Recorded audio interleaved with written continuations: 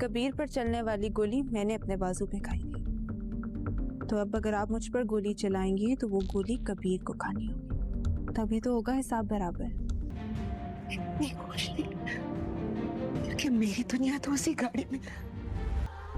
मान लो कि हमारे दरमियान कुछ है, ये तुम्हारी आंखें पढ़ सकता हूं, लेकिन तुम्हें इस कमरे में हमेशा के लिए मेरा बन के आना ही होगा, वरना कबीर जिंदा नहीं रहेगा। चुप कर जाओ। पहले तो कभी इसकी हिम्मत नहीं हुई घर के अंदर आने की, कभी बात होंठों तक आते आते रह गई। तुमने मुझसे वादा किया था कि अगर ऐसी वैसी कोई बात हुई तो सबसे पहले मुझे बताओ। वीर जब तुम्हारे घर गया था तो आसमा ने गोली चलाई थी। कभी तुम दोनों मेरे साल प्यास रही हो, ये भी बहुत होश हुआ करती थी, ऐसी हवाओं में उड़ती थी मैं। ये रुमाल किसका? खुशबू भी मर्दों वाली है। नाजरीन, ड्रामा सीरियल मन मस्त मलंग की आने वाली एपिसोड बहुत ज़्यादा इंटरेस्टिंग होगी। नेक्स्ट एपिसोड में आप देखने वाले हैं।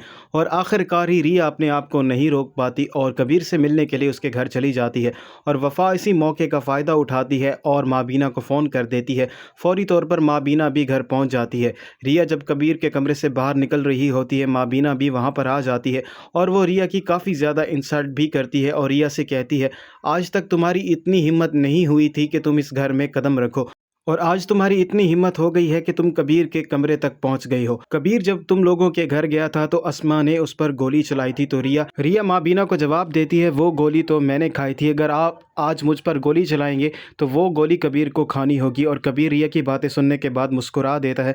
माँ बीना को रिया ने बहुत ही अच्छा और करारा जवाब दिया होता है। और वहीं दूसरी तरफ रिया जब घर वापस आती है तो बहुत ही ज़्यादा खुश लग रही होती है, और उसकी बहन अस्मा को इसमें कुछ न कुछ गड़बड़ ज़रूर नज़र आ जाती है।